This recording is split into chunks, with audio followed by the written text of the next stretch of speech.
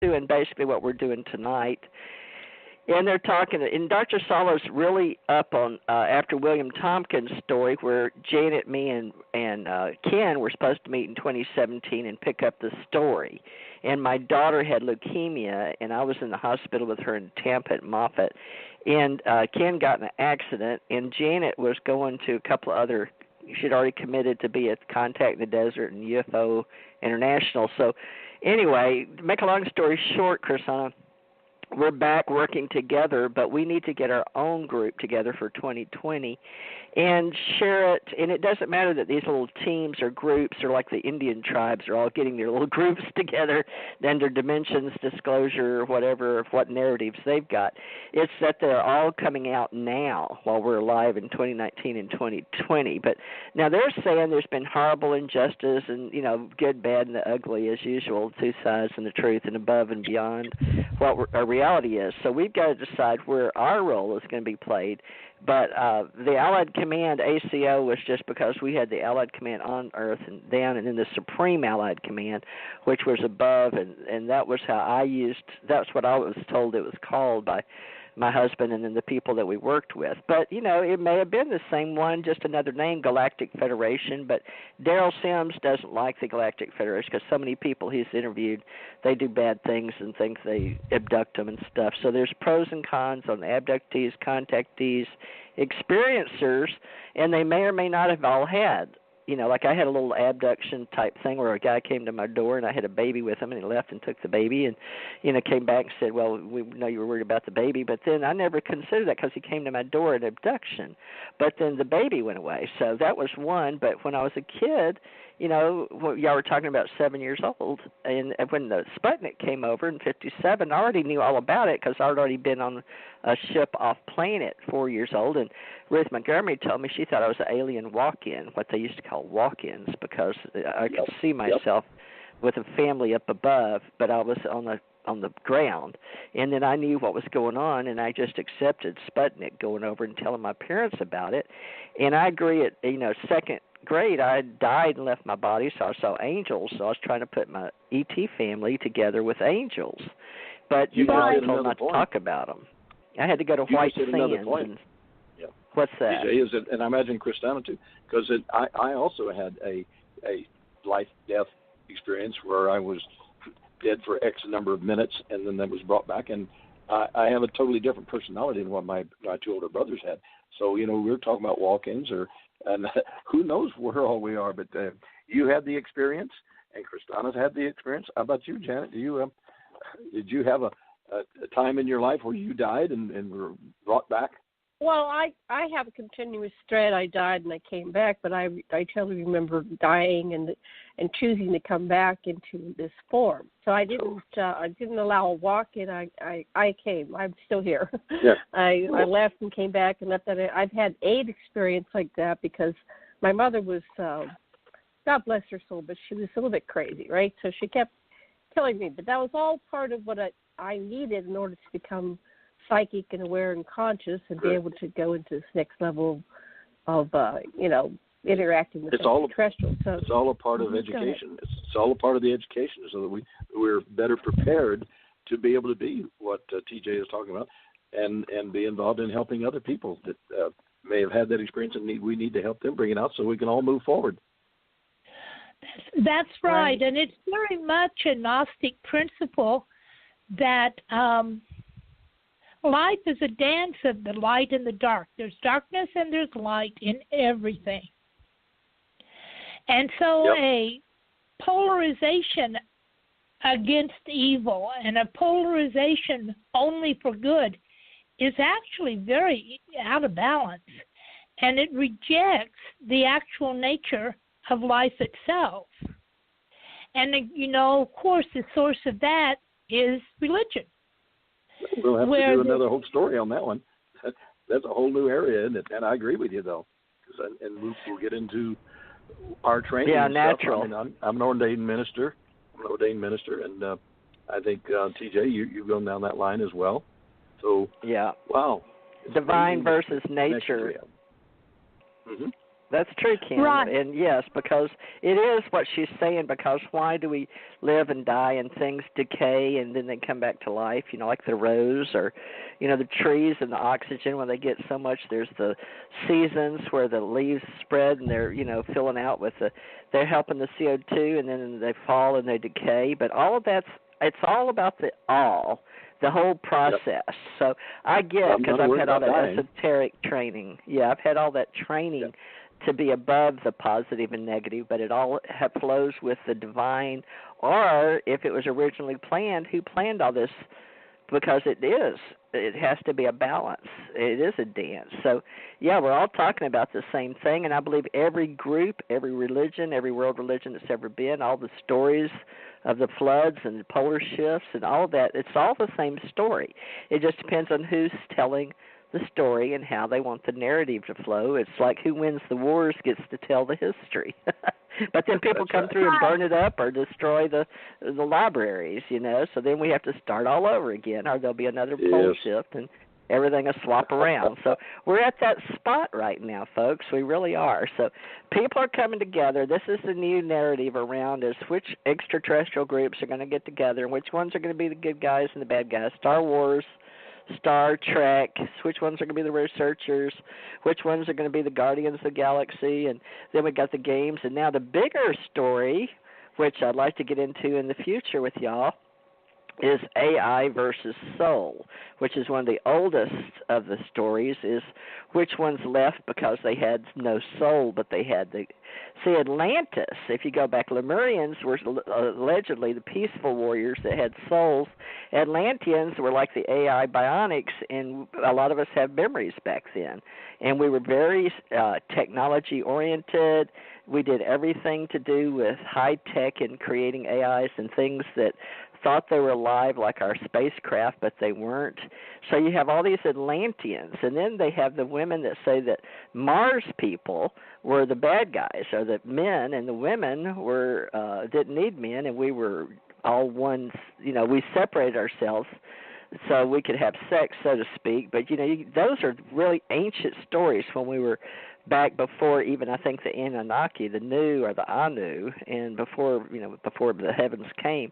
But they were androgynous, and there's stories still on the planet today. I don't know if they were on the fire-clad tablets. So this is stuff we have to get into because they're in our psyches. If you think about it, how can you be androgynous? But there are stories out there, and I've seen many of them and read many of them throughout history. So what is the original thing that we were? And that goes back to science versus religion. But we're getting to the spiritual science, and that's what I'm going to try to promote, is spirit science, because that story is out on YouTube. For anybody to see in a comedy type of thing, there's spiritual science groups that do that. Spiritual science, spirit science, for years and years. We can. This is a good start. We can pick up on like almost where we're leaving off, and just keep moving on and bringing all this information forward, because we are now in the time of full disclosure, and I'm glad we're all here together and part of it. Gives a chance. So, are we going to be able to go for another hour, or are we over? Oh no, we're going for another. It's 51 minutes. If it's okay, I mean, we've got anywhere we can go with this, but we're creating the Allied Command in today's time, and I'd like to use my husband's stars, because the group I worked with, we were universal level, but when we came down to the level of the galaxies, and I looked out, and Janet knows the story with me and my husband, but we were working with 5 spacecraft. One was for terraforming, had all the trees. One was for the animals that we took around. And, you can say these were Anunnaki if you want to or not. I don't care, because I didn't know. They didn't use I do know that what they spoke wasn't anything like we speak, and they had to break it down for us. And it was very complicated. It's taken me 20 years, as I tell people, just to get it through communicate with my husband before he passed at only 55, almost 56 years old. But Janet spent years trying to help me figure out how to speak what she calls Galactica, because what we do is we would take our ESP level as chosen body forms, but walk-ins also, is how do we live with one foot with our ET people and know we're human form down here. And a lot of them were various ages and thousands. Some had been through various groups, and it was amazing to work with them because some had been here during the flood, some had been with World War II, and they were real in human form, just at a higher level in a different spacecraft. But some of them were personnel and communication, and then we had the flagship, and my husband and I worked on the flagship. And he was in charge, like when he came down here on the planet with the government and working for the president, and I did too. We worked directly, we didn't have to go through anybody else. We always worked for the CO and the XO, and we have direct in and out, first-hand experience on the planet, and we got to go up there and be treated like royalty, but we got to see how it worked and why we came down here. And I'm just sharing a lot of information from time to time in books, but people thought it was all fiction. So I think Janet wants to take and look at all the books I've written and take all the knowledge that makes sense to make it, okay, so all this we've got here, or Zacharias talked about this, or so-and-so, or Einstein, because we have pictures in our head where Einstein would sit and hold a brick, Tesla. So they helped all these people that they chose. And we're going to try to put a narrative or a thread or ribbon through all of this in the Allied Command, and it may be a little different from Solar Warden, but Tompkins had 1,000 years in the future. People, William Tompkins, and Bill Tompkins died suddenly, and Janet and Ken both met him, and I met him. So this is a coincidence. And Michael Sala came on our show, but he never got back with us. He said he would help us with our ACO, but he's already connected with Corey and David, and so they're probably farther advanced in getting television notoriety in Gaia than we're not. We could be, but we didn't choose that path. So back to you, Gene, and how you see it. Go ahead, Ken. Go ahead. I actually got to meet with William Tompkins when he worked with TRW back at the Johnston Space Center, because we'd have meetings with the various scientists for each one of the missions that were being planned ahead, and it was really nice to be able to look back at that. Fortunately, I was there in the meetings. I sat in the back and kept my mouth shut unless I had something public to present, because these were the top people that were involved in the whole space program that we had going then. So William Tompkins was there, who's our German Nazi that was, come on, help me out, that helped us get to the moon. But I'm sorry, I was on mute. Werner von Braun. And it's fascinating that I had the opportunity to be connected to all of those people. So, yeah, it's amazing how it's all coming back together right now. So, who else is jumping in here? It is. Indeed, it is. Okay. No, I'm just agreeing with him. He is absolutely right. It is amazing that it's coming together right now, but it's coming in its own time wave. It's coming in its own timing. Like, could it have happened 60 years ago? No, couldn't have happened. Not 60 and years ago. Is 100 years too late? Yeah, it is, because we need this now. And this is our time as humans of Earth to break out from the and I call it domination, but I don't think it's all intentional domination. It's just simply that some of these ETs are not being dominated by not being dominated by the ETs. We're being dominated by the people wanting to control it for themselves. Not the military necessarily, but the political control individuals throughout our history that have been able to just take care of, pull everything out of all the people and make themselves gods, if you would, in their own power. But no, we're at a point now where individuals are all coming together to creating a mass form of truth. And so let's say evolution. This is our present level of evolution of the mind, yes, and the soul is particularly favorable towards that behavior. Right, I agree. And Sounds we've had good. it, and we will have it. It will continue. It's not going to just end.